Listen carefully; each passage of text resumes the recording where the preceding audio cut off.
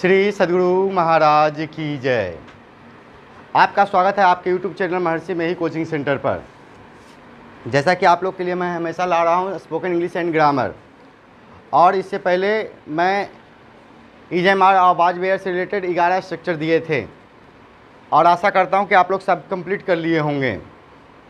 तथा मैं उस समय ये भी बताया था आप लोगों को कि जो स्पोकन का क्लास जो टॉकिंग हुआ था बच्चों के बीच में, उनमें जिनके वीडियो पर ज़्यादा कमेंट किया गया था, जो जीते थे, उनका नाम था मुस्कान और निधि। तो आज उनको प्राइज़ भी दिया जाएगा। आप लोग प्रत्येक दिन कोशिश कर रहे होंगे अंग्रेजी ग्रामर को कंप्लीट करने के लिए, स्पोकन को कंप्लीट करने के लिए, लेकिन कोशिश करने से नहीं होगा, आपको यूज करने से होगा। आपको जो बताया जाता है आप उस पर ध्यान दीजिए और उस पर बार बार यूज कीजिए, बार बार प्रयोग कीजिए। जितना आप यूज कीजिएगा लोगों के बीच में, उतना ही आपकी अंग्रेजी पावर मजबूत होगी। तो सबसे पहले मैं उन लोगों को इनाम दे देता हूं जिनका स्पोकन पर कमेंट ज़्यादा हुआ था। मुस्कान एंड निधि।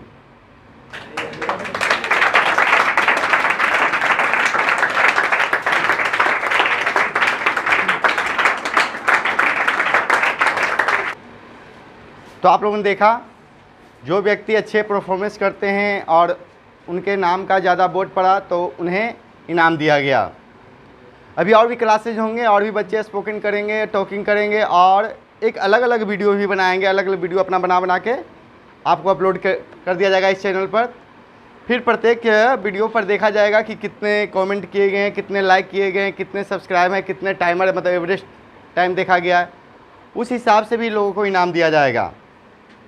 तो जल्दी वो उस टाइप का भी वीडियो आएगा। लड़के लोग मेहनत कर रहे हैं और अपने मेहनत से ही वह अंग्रेजी पावर को मजबूत कर सकते हैं। और जो लोग इन वीडियोज़ को देखते हैं वो भी घर में मेहनत करके आपका अंग्रेजी पावर कितना मजबूत हुआ है वो कमेंट में ज़रूर लिखिएगा। आज एक लड़के ने कृष्ण भगवान का एक मूर्ति बनाया है।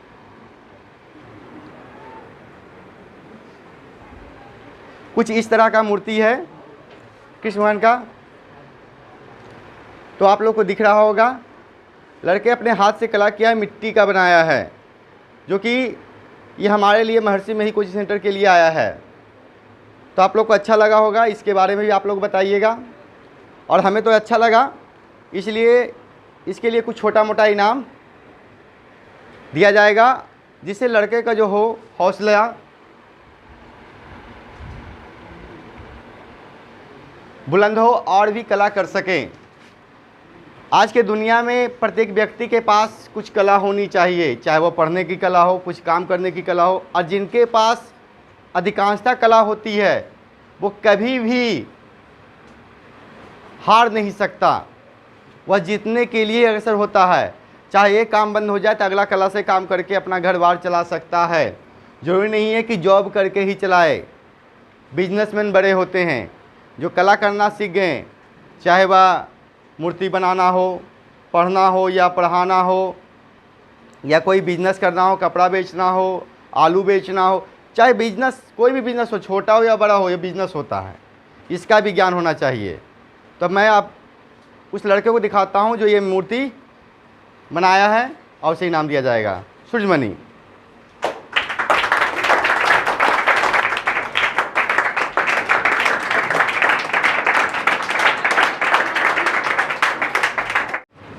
तो आप लोगों ने देखा कि किस तरह से बच्चों को प्रेरित किया जाता है, और इस प्रेरणा से आप लोग भी प्रेरित होकर अपने आप को मजबूत करने के लिए कोशिश करें, हर एक कला में निपुण होएं।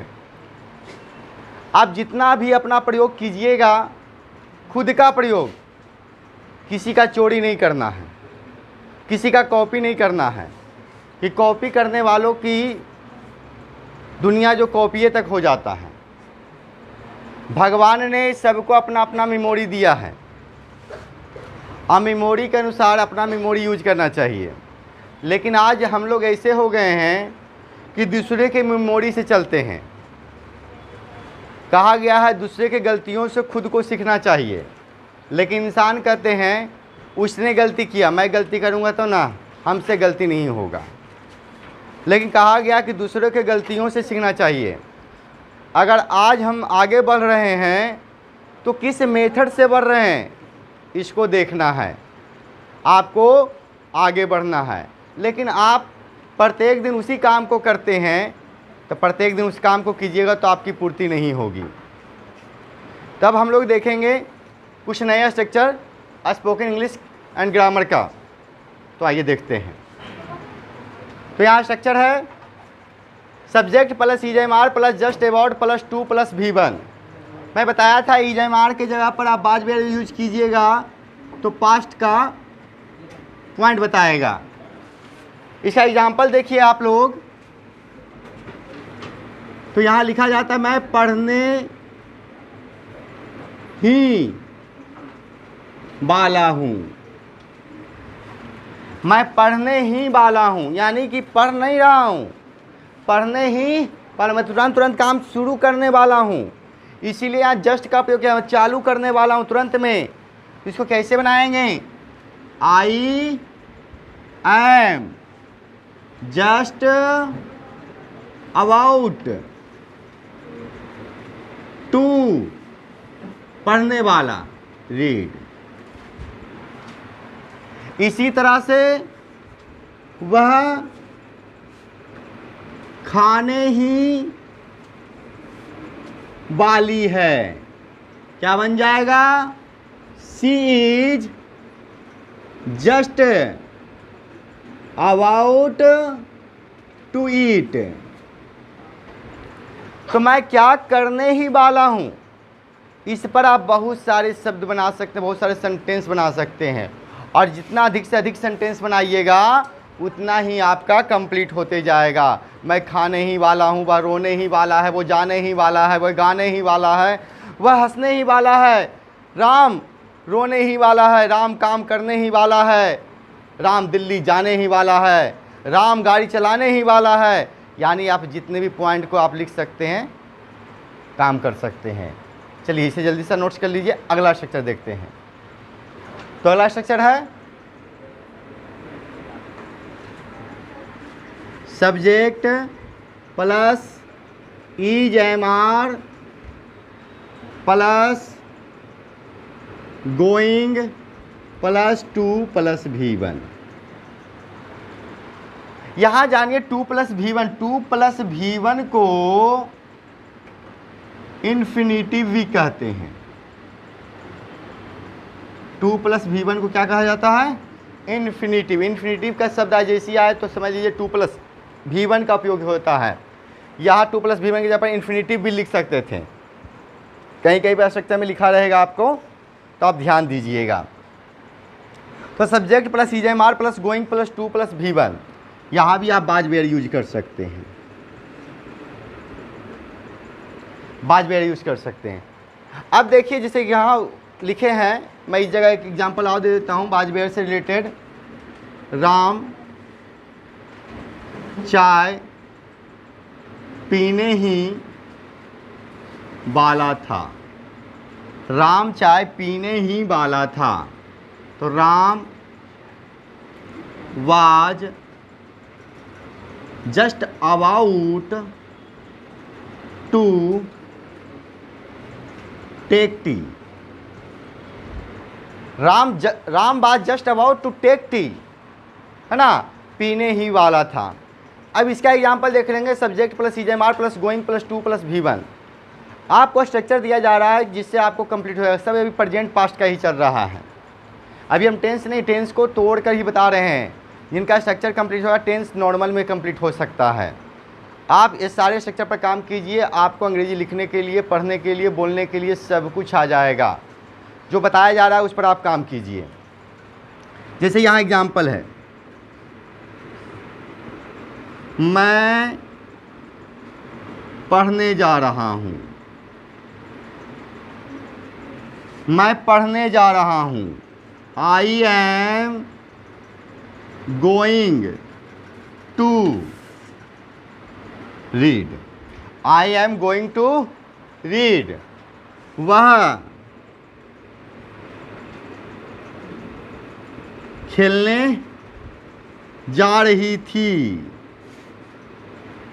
She was going to play. वह खेलने जा रही थी। तुम फिल्म देखने जा रहे हो। You are going to watch a movie. है ना, तुम फिल्म देखने जा रहे हो। You are going to watch a movie.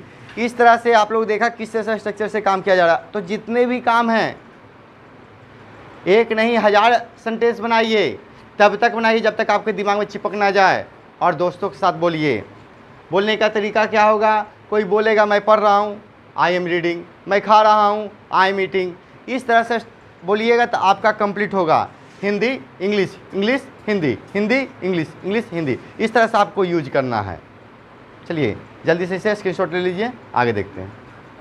तो अब हम लोग देखेंगे शैल और बिल का प्रयोग देखेंगे।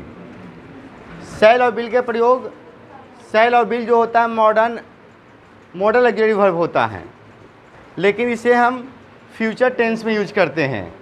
और इसके पहचान के लिए लास्ट में क्या लगा रहता है? गा, गे, गी, है ना। ये सारे शब्द लगे रहते हैं पहचानने के लिए। तो अब हम शैल विल से रिलेटेड कुछ स्ट्रक्चर देखेंगे।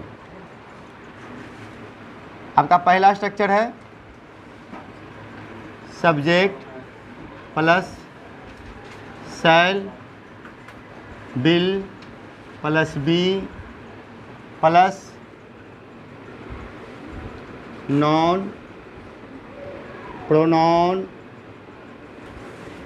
Adjective adverb. शैल विल का पहला स्ट्रक्चर है। इसका एग्जाम्पल अगर लिया जाए तो आप लोग बनाए होंगे, मैं नेता बनूंगा। मैं नेता बनूंगा। आई शैल बी ए लीडर। अब यहाँ बात आती है कि किसके साथ शैल लगाएं, किसके साथ बिल लगाएंगे, उसे भी देख लिया जाए। आई और बी ये दोनों के साथ आपको शैल का प्रयोग करना है। और आई बी को छोड़कर बाकी जितने भी हैं, ही सी इट नेम यू, सब के साथ क्या प्रयोग होगा? बिल। लेकिन सिर्फ शैल प्रयोग इसी के साथ होगा। ये आप नोट कर लीजिए। सिर्फ आई बी के साथ शैल का प्रयोग होगा। बाकी जितने भी आएंगे, चाहे वह दे हो, यू हो, कुछ भी हो, सबके साथ बिल का प्रयोग करेंगे। चाहे दो नाम क्यों ना हो, दो नाम भी रहेंगे तो क्या प्रयोग होगा? बिल प्रयोग होगा। ठीक है, सिर्फ आई बी के साथ शैल, दिमाग में चिपका लीजिए, आई बी के साथ शैल। ठीक है। और देखें, वह डॉक्टर बनेगा। वह डॉक्टर बनेगा, बनेगा। He will be A doctor. आप तैयार रहेंगे। आप तैयार रहेंगे। You will be ready. You will be ready. इस तरह से आप बहुत सारे बना सकते हैं। नोट्स कीजिए, और भी एग्जाम्पल देते हैं। तो यहाँ देखिए कुछ स्ट्रक्चर हैं। मैं कल आपके साथ रहूँगा। तो मैं कल आपके साथ रहूँगा, आई शैल। मैं बताया कि आई के साथ शैल लगता है। I shall be available to you tomorrow.